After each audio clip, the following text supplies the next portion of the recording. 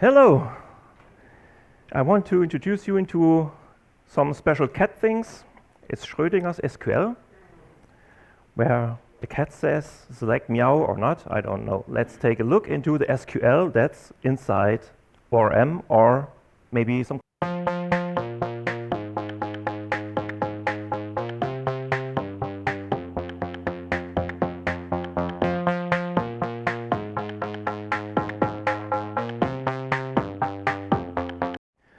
But a little bit about me. I'm a software developer since more than 20 years, 23 years, I guess now. And yeah, as I already told you, a part of the doctrine team and organizing the cultural user group, currently on hiatus. And if you want to follow me, I'm on Twitter and on Mastodon. I'm recently more on Mastodon than on Twitter, but you can reach me there too. And to start, with the question, who has a customer project without a database? Hands up. One hand, two hands, it's slow, yeah. Two people with a customer project without a database. So just to remember, Elasticsearch is a database. So not only the relational stuff. Well, still fitting two people? Okay. Yes. Thinking about a database isn't something we do every day. Let's take a look at that picture. This is a picture of a project I maintained for, I don't know, 12 years ago, 14 years ago. And it's yeah, a job marketplace where you can put some jobs and search for people, developers, and this was the result list for a search. Yes. And after a while, something happened. No deployment happened. No code change happened. No debugging on production happened. But this was the result on the next day. It's empty. First, I checked the code, and the code was disabling all errors. So that's one thing. And when I take a look into the error, it was the connection to the database. Database. I thought about that. The database itself is a problem. It was there, and it was this database. Yes. Okay. Taking a look into the issue of the database and searching and doing stuff, and nothing helped. I tried the feature that comes with my Microsoft Access. That's a repair function. So I was repairing that file. So Microsoft Access, for those who don't know, is just a file somewhere, and you're accessing it with some kind of driver that Microsoft is offering. Yes, I repaired it, and it worked again. Yes, it's back. Okay. But on the next day, we had the same issue again. And when I looked into that issue, I found out that every time at point midnight, the database was gone, and repairing it brought it back. So as the awesome developer I am, I did what every awesome developer does, doing a cron job that repairs the database automatically. But of course, that's not a solution, that's just a quick win. But since there was already, because the fact that we have Microsoft Access in use, we were thinking about changing the database behind our. And we chose MySQL. And when I migrated the project to MySQL, it was a classic ASP project, by the way, I found out that the queries didn't work as they should. So next to the idea, oh, there's a database that can be a problem, or the database exists out of your mind, but it's still there. There's the other part where it says the SQL language doesn't seem to be unique. Let's talk about SQL a little bit.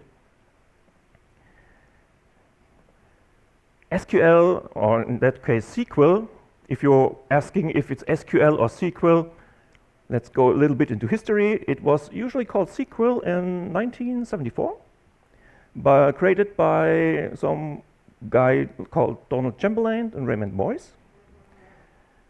And it's called a structured English query language, of course.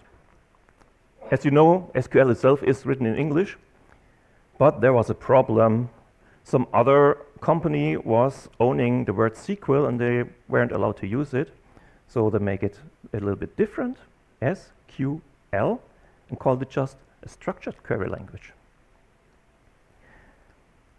And I guess everyone here in that room used SQL from time to time when they learned in school or wherever they learned it from, that it's always the same, select queries, select from, but actually there are versions. SQL has versions. Can you believe that? Yes, of course you can. And with those versions, new features came. And when I tried out some of those new features, they didn't work because databases aren't really implementing those features in time. So when you say you can use SQL, you have maybe to add which database you're good in. Currently, it's still the same, even though there were some kind of improvements from some of the databases who weren't adding new features. But let's take a look at SQL in the simplest form again.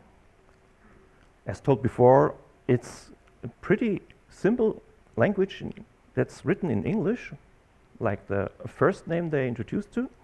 And when you look into that query, it kind of reads like a sentence. Select first name and the name from the address book and order them by name. If you maybe remember that AI thing with Elasticsearch we heard about, you could do something like writing it in natural language and it turns it into SQL, for example. But it's already pretty simple. I had a customer that was doing a lot of heavy SQL stuff in their project, but they themselves, because they're not technicians or not developers or something else that's technically related, was doing SQL by themselves. They learned SQL, they understood it, and they were able to do some queries on their business data. Even though they are not developers or something like that, it's a pretty easy language. And since this is an easy language, because of it, let's see. We have select first name from the address book, group by name, and we have these 3 lines of code, database entries, rows. Question: who says that after the group by we have 3 rows as a result? Hands up. Who said, or who believes there are 2 rows as a result? A little bit less than the half. 1 row as a result.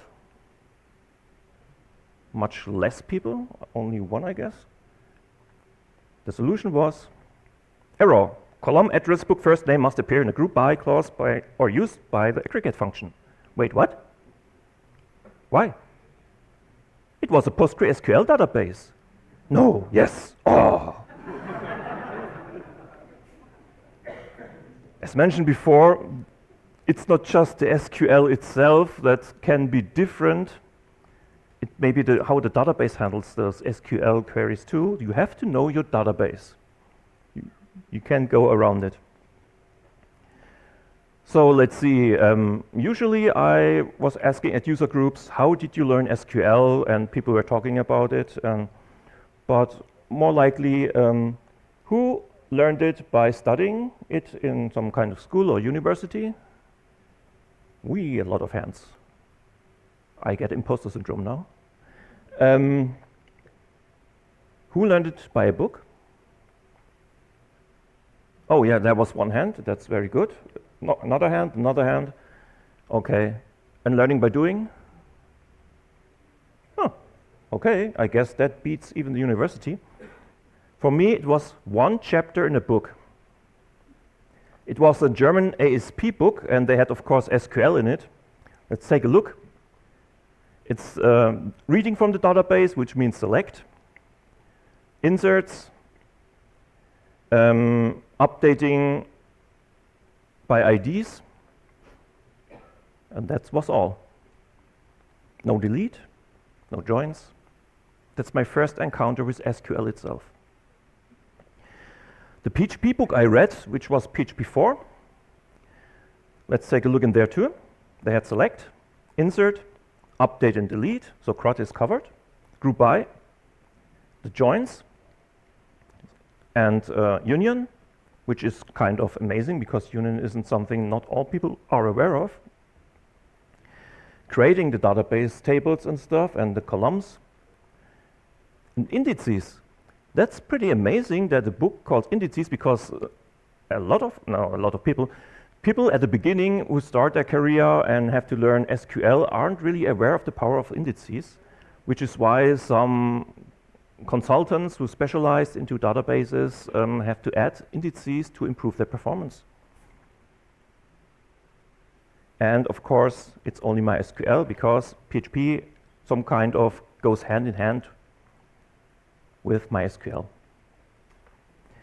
When you take a look at the first, one of the first database access you tried with PHP, it might have looked like this, with all those MySQL functions, with the results, and yeah. But today, if you want to try to access it without a framework, most people are using PDO, some of course MySQL. And in that case, in that example, I'm even using PDO not to get just one array for the rows, but objects. And when we go to objects, some people think about an ORM. When people say ORM, sometimes they mean doctrine, the doctrine ORM. So, bringing doctrine ORM into it, first of all, doctrine is of course has a lot of projects, some DBRL and some lot of other stuff. And if you don't have any doctrine dependencies in your composer file, just take a look into your vendor directory to see if doctrine is appearing as a directory, and you see that you're still using doctrine even though it doesn't relate to something with database. So there's a lot behind doctrine, just not only the database. But we're talking about the ORM. Taking a look at the ORM, this is one way to configure your entity. I mean, before I start to talking, who's not familiar with the ORM of doctrine? One person, one finger was moving, so I guess that's 10% not knowing. Okay. So I don't need to go into more details, so I hope it's okay. Just saying that this is how you configure a doctrine to say, I create an object, and this object is or not object, a class. And every object created from that class is representing a row in the database. So we have an ID, which is having the ID of one of the results, and of course a value. And those attributes there are the configuration to connect the database with the object for later access. And the class itself is connected to the table. Okay, let's take a look into a code example for some action. Let's try to write a new row into the database. We create a new object from that class. Insert a value foo, because we have to use it, so it's in a constructor. We persist. We have an entity manager there, so there's some kind of magic behind it. We're calling persist and injecting that created object, and the entity manager is doing some magic and says, when you do persist on that object, I'm preparing it to do some stuff later to put it into the database or whatever is needed to do. And after we call the flush, we have the data in the database itself. Accessing the same data, of course, is you can use DQL, doctrine query language, which is kind of looking like SQL, but more object-oriented. Or if you don't want to use DQL, you can get it with the entity manager itself that knows about that entity or that row from database and tries to fetch it, and you have it again. So if you don't use DQL or something, you don't need to use SQL. Just use the entity manager, Doctrine ORM, everything is fine. So yeah, using Doctrine ORM, SQL is behind it, you don't need to learn SQL, that's great. But if you really think that, congratulations, you've doubled your problems.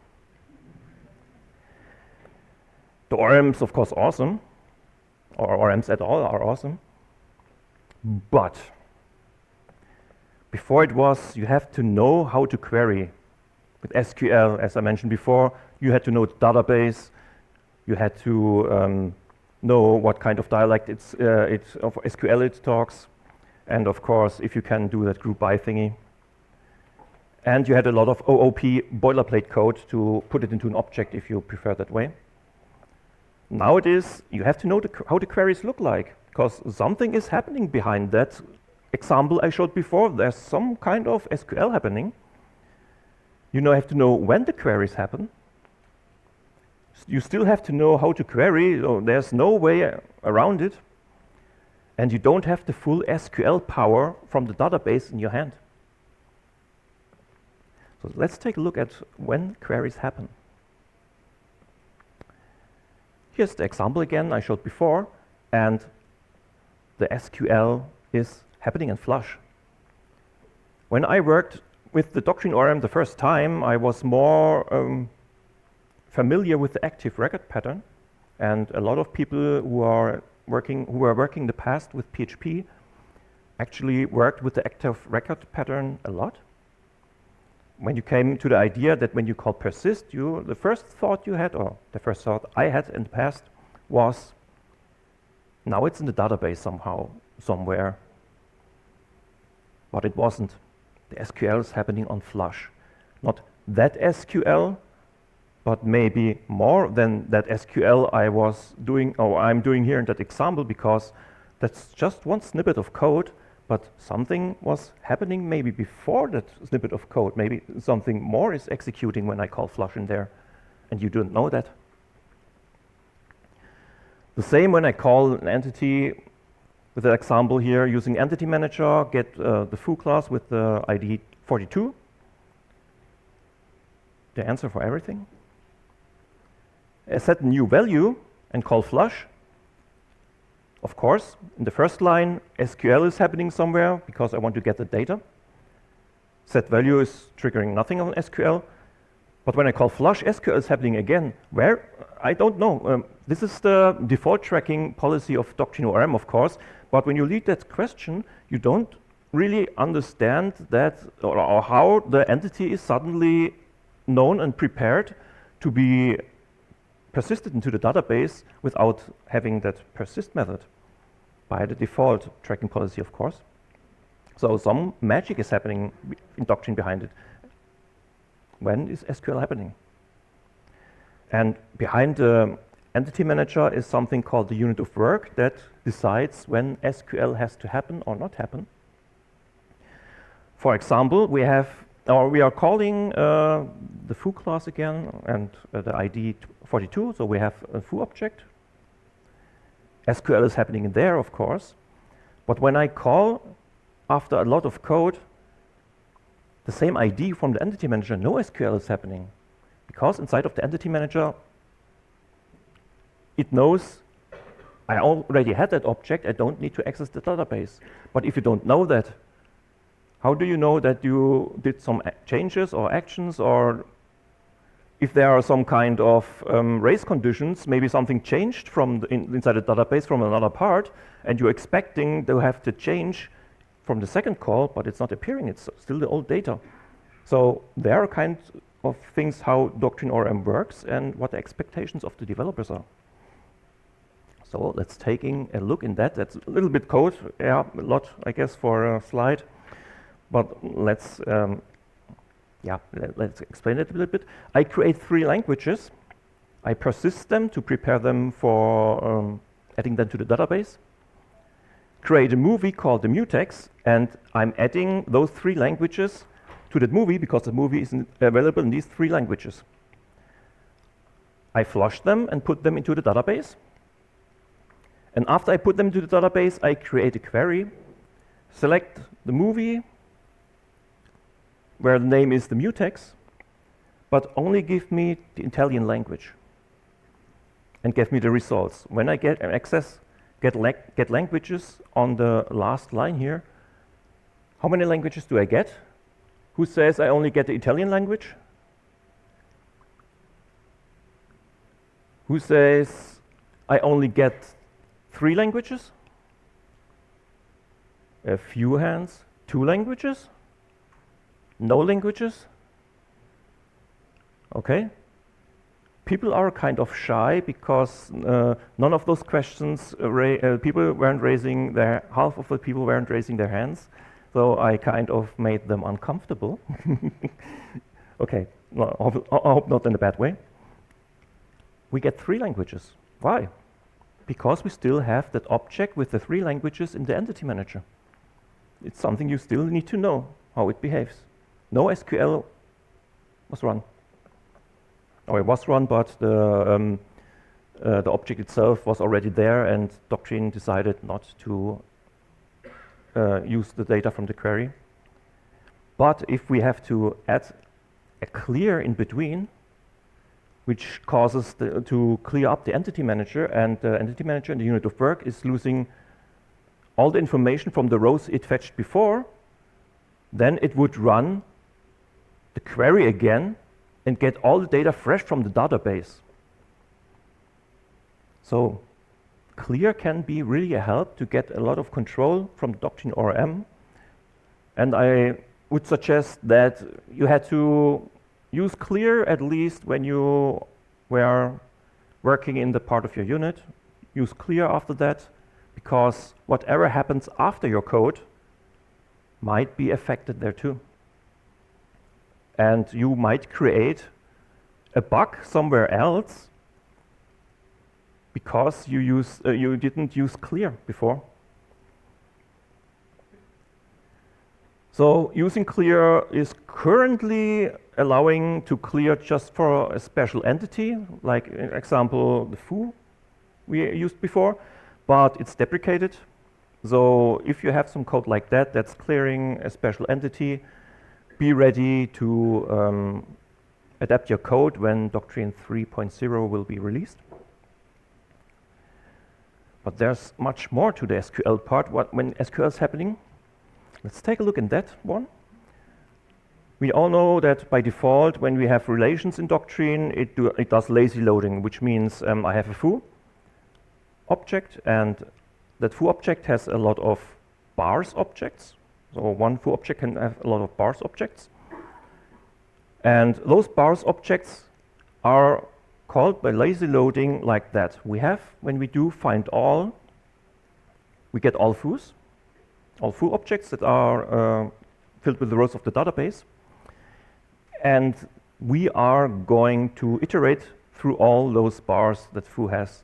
So when we call get bars in that loop, then a second SQL is happening. 2 queries. If we use lazy loading, which means when you call find all, we already get all foo objects with all bar objects at that part. We don't have an SQL query happening when we call get bars. Okay, that if I want all bars, why shouldn't I use always eager like that? Let's take a look at the SQLs happening. First of all, find all, in our case, returns 3 foo entities. And every foo entity where you call get bars is invoking one SQL query. So we have 3 foo entities. Every one of these foo entities get bars invoked. So we have 3 another SQL queries. What happens if you have 100 foo entities when you try find all, or 1,000? You will get a lot of extra queries in the lazy loading. And with the eager loading, you only have 1 query all the time. But you can have some performance issues maybe on the Doctrine side, not on the SQL side. which can cause on PHP level performance issues. So you have to know how the queries look like too. Tell your mom you're not available right now. Okay, and let's take a look back doing those joins. For example, if you want to have the power of lazy loading, but want to have control, of course, to have all those joins like the eager loading has, you can make that join explicit, like in the example above. It's doing a join in the DQL F bars on bars B, and you get an example like similar to the lazy loading I showed before, the eager loading I showed before, but we're still having the lazy loading inside of the entity configuration. So you can still have the lazy loading configuration, but explicitly calling the eager loading behavior. Why should I care about how the SQL looks like? It's not just because of those joins, or maybe it is because of those joins, or the where I showed in the movie example. So let's take a look at that DQL here of an entity called Cooks. And we have a where clause to a city called Hahnland. Hahnland. I guess it's somewhere in Germany. I just searched for a city. And we have a query plan here from PostgreSQL. And I want you to take a look at the first row of the result, where it said gather and the cost, where at the number of 15,387. What does it mean? It's some kind of factor. But let's compare it when I add an index to the city. Now we have a query plan where the cost is 8. So that's a massive improvement, even though you don't know what 15,000 means. But if you compare it with an index and having just an 8, that's pretty much.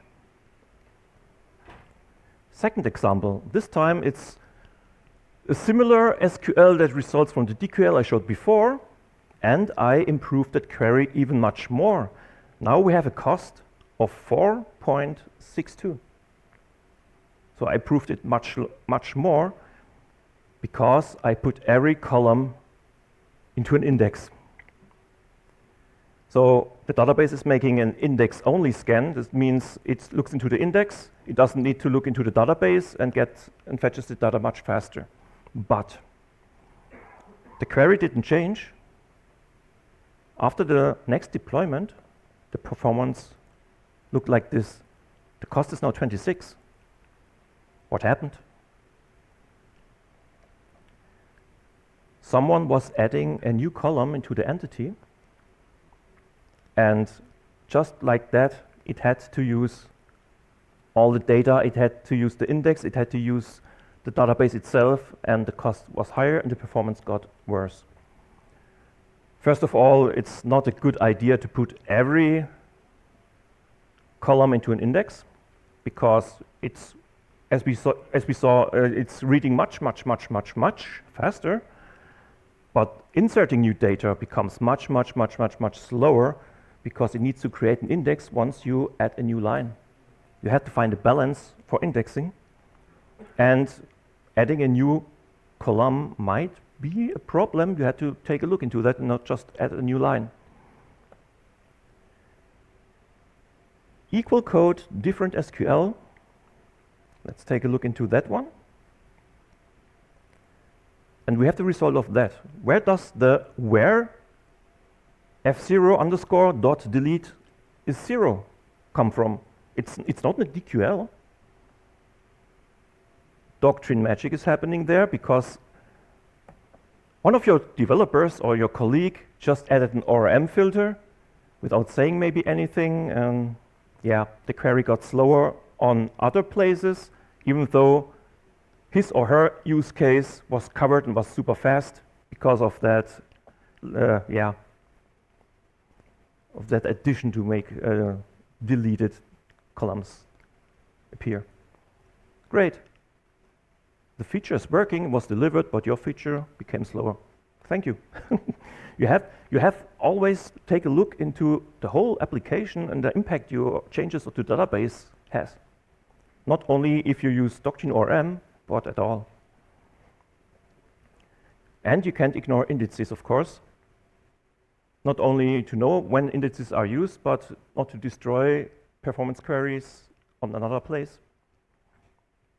Or to have too much queries, maybe, that can be bad too, like I said, and not queries, indices. Like I said, because if you make inserts, insert becomes slower, and the query might, or some other places might become slower too in PHP, like bulk inserts, for example. Slow SQL queries can happen, and you might need more resources. And we all know if something is slow, people say, yeah, we need a better processor, or we need more RAM, or whatever, more memory. But you can also improve the SQL queries and save money if you don't live in the time where all those don't cost much money, those processors, or maybe the RAM, or if you are using AWS or something like that. That can pretty become expensive there. And if it's slow, it may lock rows by reading in the transaction and block another parallel process that is waiting and waiting and waiting. And if the query takes too long on the side A, the query on the side B might break, and you don't know what happened, and you're looking for an error on side B, where the reason for that is happening on side A. And DQL is not SQL. Don't try to make DQL a second SQL, or try to have make everything possible with DQL that SQL can. That's not going to happen. We try to make a lot of DQL working that's looking like SQL, but not with everything. We can't do that everything because we are trying to use at Doctrine multiple databases, and not every database is supporting every feature. And the same with debug query builder. I wrote this query for this slide, and even I don't know what's meaning and what's happening, and I wrote it. So it's not better when you use DBLL and you're using query builder with plain SQL, and still something can happen. Like, for example, the comment I wrote here on the left join. It asks join order because some databases can improve performance in the way you order the joins in your query.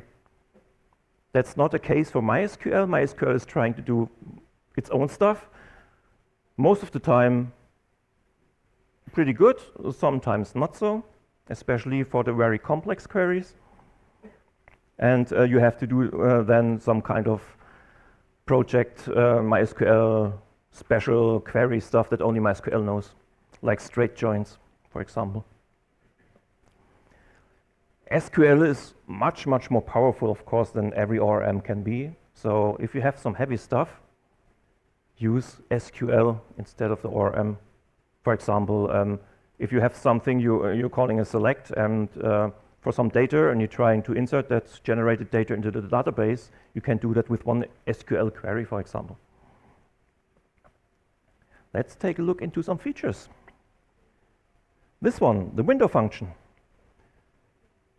When I call that select here, select name, department, make a sum on the revenue, make a partition by department and order it by name, we get the result below. It's kind of, you have to think about this kind of group by-ish from the behavior when you take a look at it. We don't have groups in there, but the departments are kind of ordered. We have at first all sales departments, and order the name A to Z only in the sales department, and then have the development department, and during the development department we have also that order A to Z. So you have the departments ordered there, and inside the departments you have the names ordered there too, and create a sum over the revenue. So of course everyone in sales gets the 1,200, and of course the one developer called Angela makes much more, because she's a developer. And people were kind of, that's new MySQL 8 feature. At least it was pretty new when I created that slide. But when you think about it, it's a standard from 2003. I guess it's kind of 15 years until MySQL put that feature into the database. While PostgreSQL was kind of faster and introduced it in 8.4, it's still 2009. So a lot of years were going by there. Taking another feature, the value list, for example. When you create a value list like that, no access to the database happens because you're kind of using a data fixture that is created by this query itself. So no data is found from the database itself, which can be used like for sparse maybe, if you make some kind of roll-up generation stuff. You can fill up and decompress data you compressed on the insert maybe, if you use that pattern. And that value list in the database versions, Postgre was having that in 8.2, but just because I didn't find an older version from their documentation, so maybe it's even older than 8.2. MariaDB has it introduced in 10.3.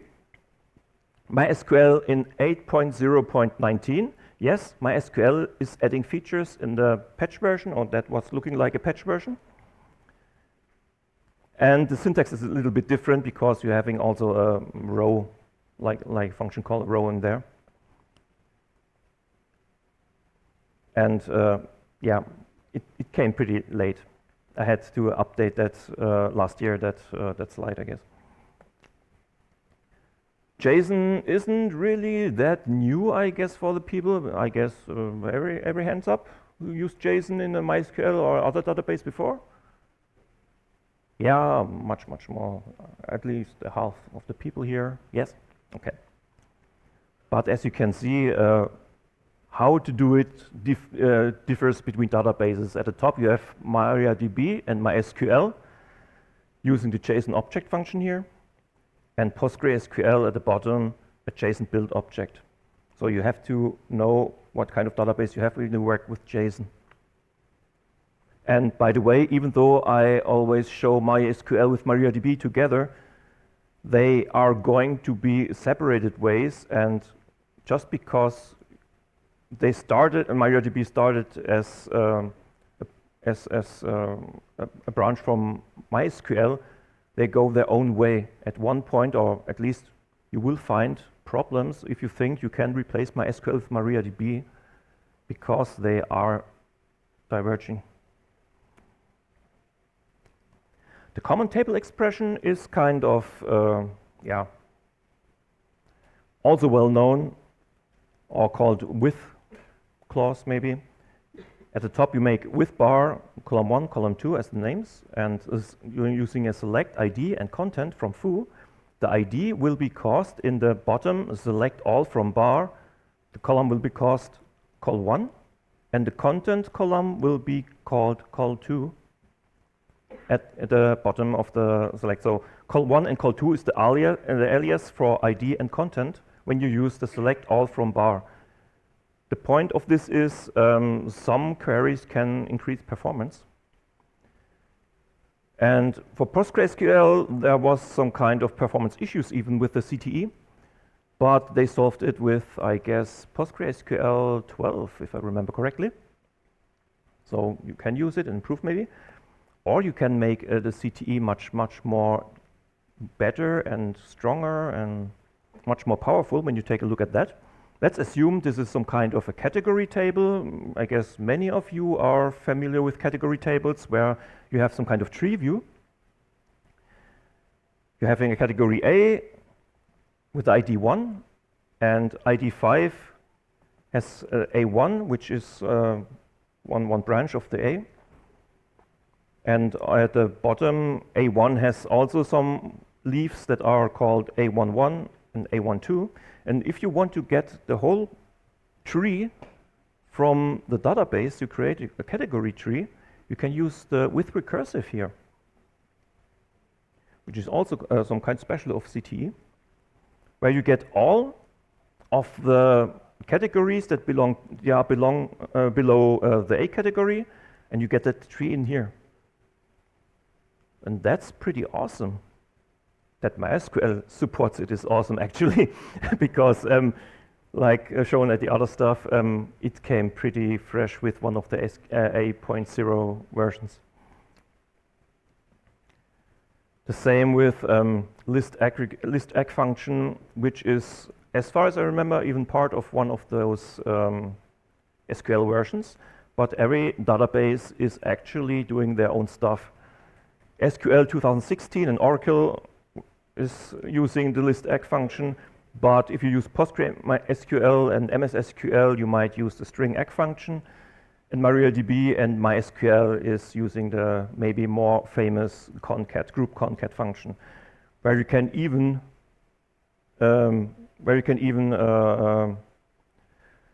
remove, not remove, where you can even order those grouped functions in the group concat and separating it with a comma or some other kind of character you want. That's not only well known by people.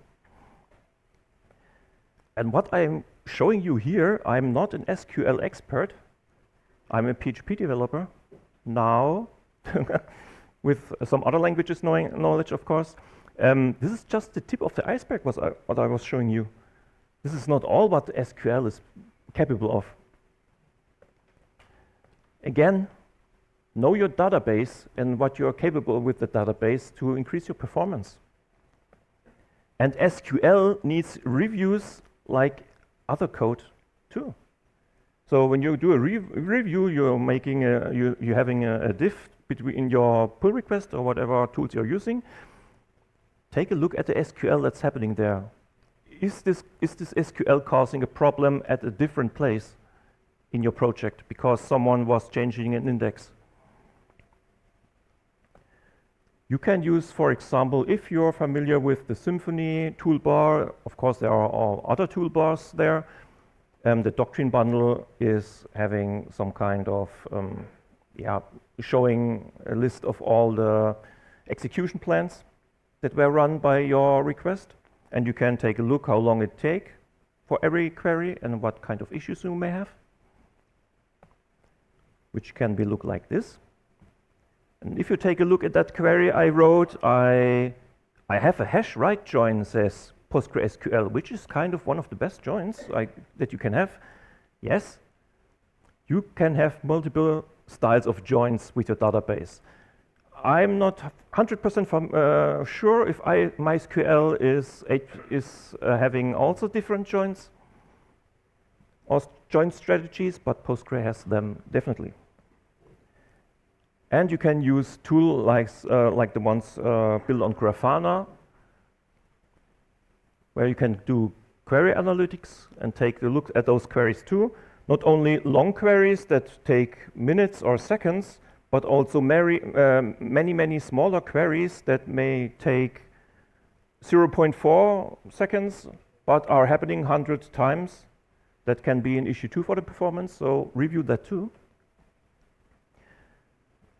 And of course, memory is also an issue for the queries when you get all those data in memory. And here, this is MySQL, a simple query, like you get the execution plan here and explain.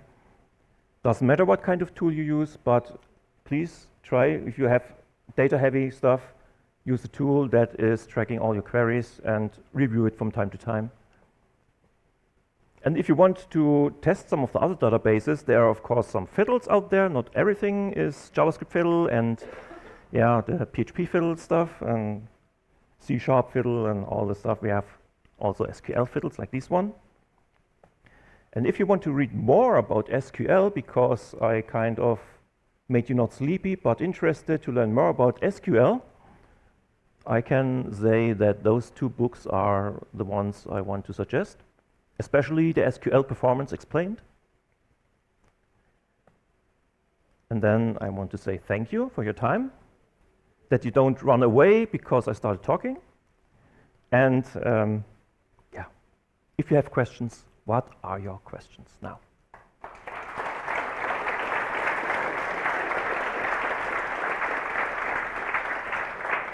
Thank you so much, Claudio. So any questions?